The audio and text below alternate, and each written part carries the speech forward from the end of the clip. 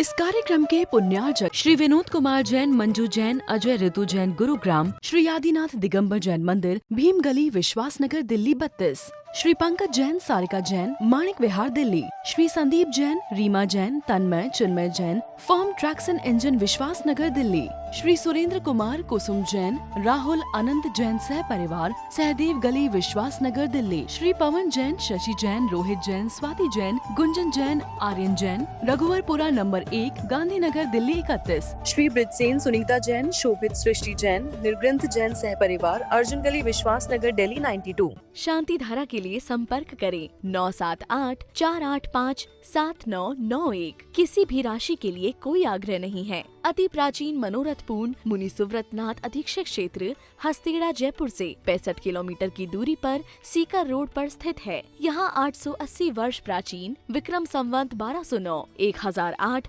श्री मुनि सुव्रतनाथ भगवान की भव्य प्रतिमा विराजमान है। यह अधीक्षक क्षेत्र प्रवासी समाज द्वारा संचालित है। श्री सागर सविता जैन, ऋषभ विहार, Delhi, Shri Siddhant Jain, Prem Shanti apartment, civil line, Delhi, Sunita Jain, Sachin, Monika Jain, Disha Jain, Vinam Jain, 12A Shriram road, civil lines, Delhi. तीन भुवन में सार बीते रागे विज्ञानता, शिव स्वरूप शिविकार, नमो त्रियोग समार के। त्रिकालवर्ती पंचपरमेष्ठी भगवंतों को नमन और वंदन। तीन लोक के सभी जीवात्माओं के शुद्ध चेतन स्वरूप को नमन और वंदन। छहढाला ग्रंथ का स्वाध्याय चल रहा है। छहढाला ग्रंथ जैन धर्म का सबसे महत्वपूर्ण ग्रंथ है। जिन शासन का, जिनागम का संपूर्ण मर्म छहढाला ग्रंथ में कहते गर्भित है। गागर में सागर भरा हुआ है। सबसे सरल ग्रंथ है, सुबोध ग्रंथ है, हर किसी को समझ में आ जाता है। इसके सभी 96 छंद इतने मनोज्ञ हैं कि इन छंदों को गुनगुनाने पर आपकी आत्मा कहते आनंद को प्राप्त होती है। मैं सभी से बार बार कह रहा हूँ कि छहढाला के सभी छंदों को अपने कंठ में धारण कर लीजिए। जब छहढाला के सारे छंद हमारे कंठ में बस जाते हैं तो हमारा जीवन कहते हैं सही दिशा की ओर अग्रसर होना प्रारंभ हो जाता है। हम समय का सदुपयोग करना सीख जाते हैं। कभी आपको 1-2 घंटे का समय मिल रहा हो और कोई काम आपको दिखाई नहीं दे रहा हो, इन छंदों को गुनगुना करके आप साथ से पुण्य कर्म का संचय तो कर ही सकते हैं और अपनी आत्मा को भी जगाने का काम कर सकते हैं। यहाँ 6वें नंबर की ढाल चल रही है। 6वें नंबर की ढाल में दिगंबर जैन मुनिराजों की जीवनचर्या का बहुत सांगोपांग यहाँ पर विवेचन किया जा रहा है। विश्व में दिगंबर जैन साधु की चर्या ही सर्वोत्कृष्ट मानी जाती है। पुराण में लिखा है दिगंबर मुनिराज कहीं से विहार करते हुए देखने में आ जाते हैं तो वह शुभ शकुन माना जाता है। और शुभ शकुन जब हमारे भीतर फलित होता है तो हमारे सारे मनोरथ अपने आप सिद्ध हो जाते हैं।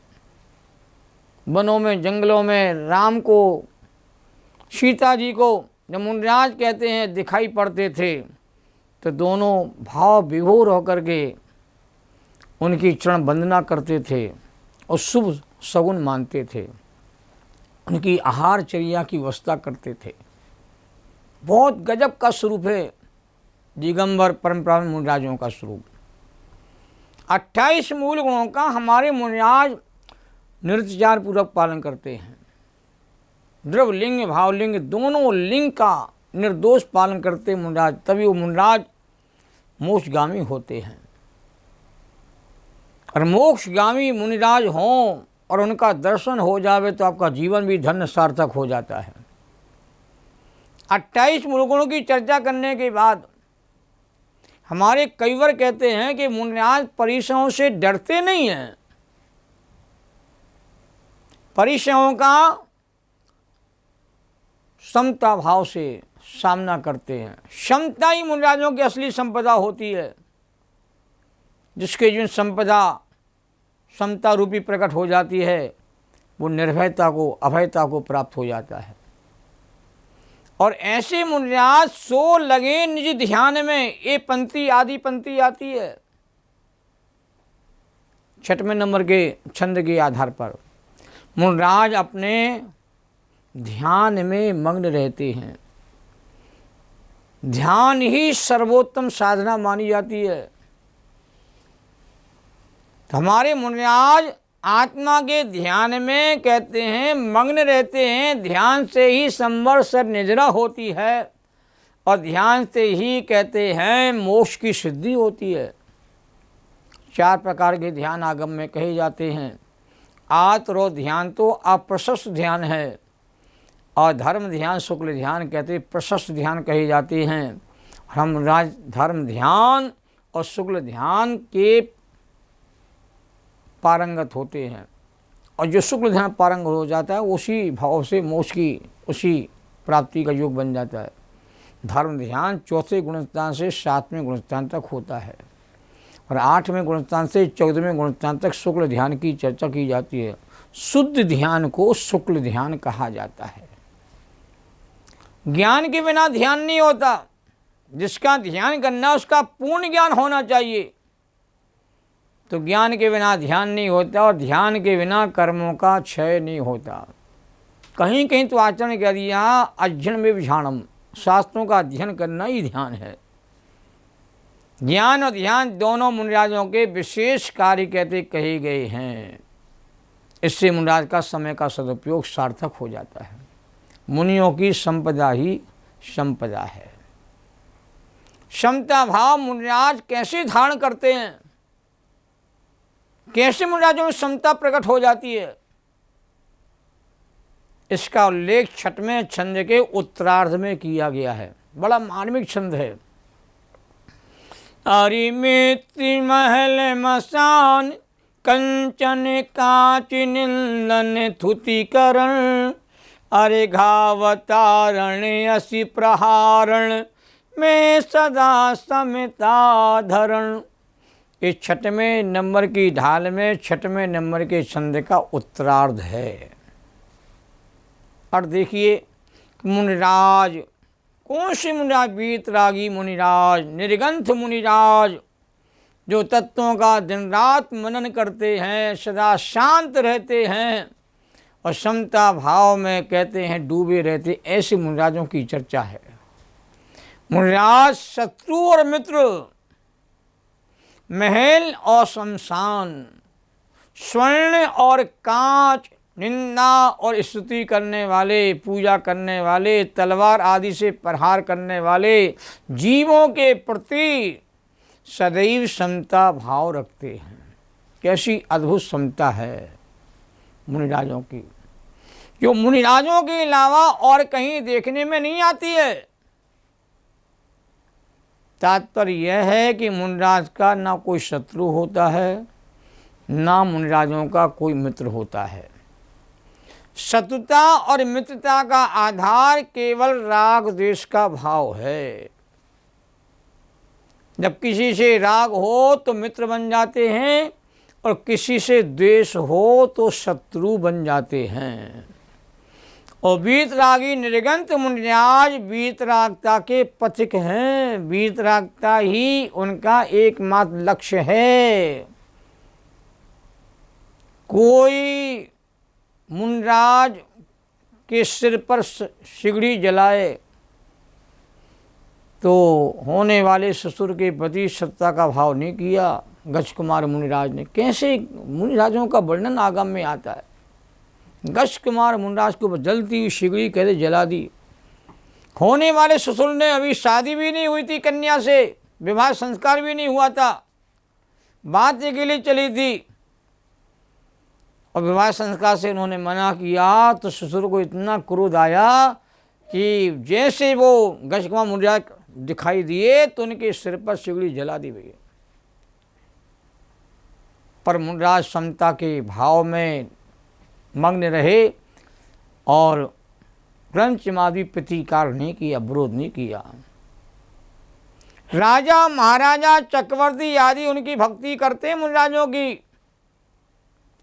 परंतु राजा महाराज चक्रवर्ती आदि के प्रति मुनिराज कहते अनुराग राग भी नहीं करते हैं, सही में समभाव रखते हैं।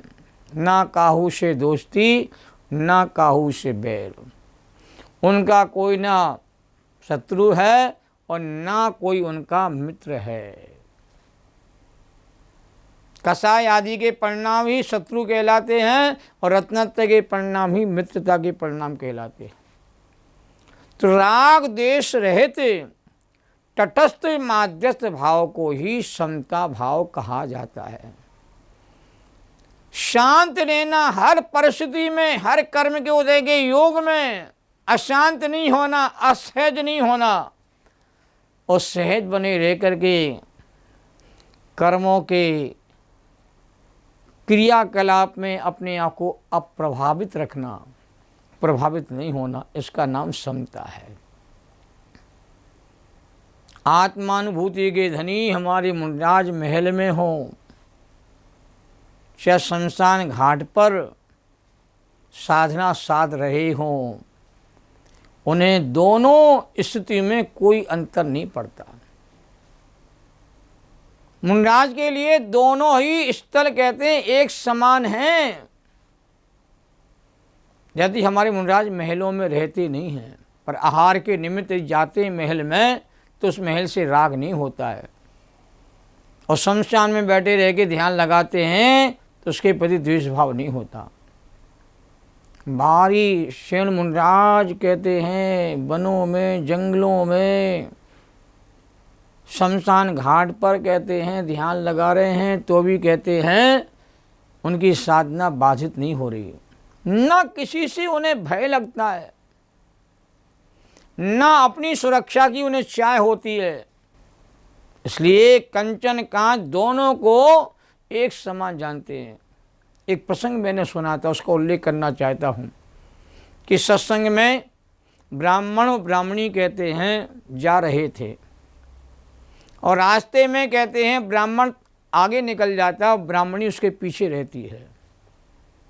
ब्राह्मण देखता रास्ते में एक सोने का हार पड़ा हुआ है, किसी का गिर गया है, सोचता मेरी पत्नी पीछे आ रही है। उस सोने के हार को देख उसका मन कहते उसको उठाने का हो जाएगा। स्त्रियों को सोना बहुत प्रिय होता है। तो ब्राह्मण ने क्या किया, उस हार के ऊपर कहते मिट्टी कहते हैं डालना प्रारंभ कर दिया।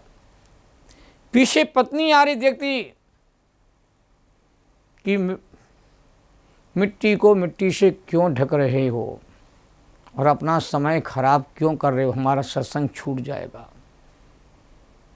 तो सोना भी मिट्टी है और मिट्टी तो मिट्टी है ही। जो सोने को मिट्टी के रूप में देखेगा वह कंचन कांच में कहते अंतर नहीं कर पाएगा। दोनों को एक बराबर, धूल है मिट्टी है, उसमें अंतर करते हैं। सोना चांदी में और धूल मिट्टी में अंतर करते हैं तो अभी हमें समता भाव नहीं आया है, समभाव नहीं आया है। इसी प्रकार कोई पापी जीव मुनिराज की निंदा करे और कोई पुण्यात्मा मुनिराज की प्रशंसा करे तो मुनिराज कभी कोई प्रतिक्रिया कहते हैं नहीं करते हैं। जैसे राजा शौनिक ने मुनिराज की निंदा की और यशोधर मुनिराज पर उपसर किया, वहीं दूसरी ओर रानी चेलना ने मुनिराज की भक्ति की और उपसर को दूर करने में रानी चेलना निमित्त बनी। फिर भी हमारी यशोधर मुनिराज ने दोनों के प्रति समभाव रखा और दोनों को सम धर्म वृद्धि का समान आशीर्वाद दिया। जब मुनिराज के गले में मरा हुआ सर्प डाला राजा शौनिक ने, उसी समय नरकगति का बंद भी हो गया, नरकायु का बंद भी हो गया। जब रानी चेलना को पता चलता है तो उन्हें बहुत पछतावा होता है कि मेरे पति के द्वारा ऐसा जघन्यतम काम किया गया है, जरूर इसका फल उनको भोगना पड़ेगा। वो पति को लेके जाती हैं और मुनिराज के उपसर को दूर करने में कारण बनती हैं। तो एक ने भक्ति का भाव किया और एक ने कहते हैं अपमान का भाव किया। मुनिराज ने दोनों को ही धर्म वृद्धि का आशीर्वाद दिया। ये है समता का भाव, भेदभाव नहीं किया। अर्घावतारण असी प्रहारण में सदा समता धरण, इस पंक्ति का विशेष महत्व है। कोई मुनिराज की अतिशय भक्ति करे, उन्हें विधिवत आहार दान भी देवे, उनकी बैया वृत्ति भी हर दिन करे, सेवा करे, फिर भी मुनिराज उनकी भक्ति से प्रसन्न नहीं होते और प्रभावित नहीं होते। और यदि कोई जीव मुनियों पर अवसर करे, उनके ऊपर तलवार आदि से प्रहार करे और मुनिराजों के ऊपर ओले पत्थर बरसाए, पाशनाथ मुनिराज की तरह कमठ ने पाशनाथ मुनिराज के ऊपर कहते हैं कितने घोर उपसर किए, पत्थर बरसाए, ओले बरसाए, क्या क्या नहीं किया। बड़ी पाशनाथ भगवान ने अपने समता भाव को, शांत भाव को नहीं छोड़ा। उपसर्गों में, प्रतिकूलताओं में पाशनाथ के जीव ने सदा समता भाव ही धारण किया, इसलिए वो पाशनाथ भगवान बने। हमें कमठ के मठ में नहीं रहना है, हमें पाशनाथ भगवान की शरण में रहना है। तो भगवान की शरण में रहते हैं तो हमारे भाव भी भगवान जैसे होना प्रारंभ हो जाते हैं। इस सामान्य घटना नहीं, पांचों पांडवों पर जलते हुए कड़े पहनाए गए, फिर मुनिराज समता भाव में रह करके साधना विलीन होकर के मोक्ष की यात्रा करने लगे।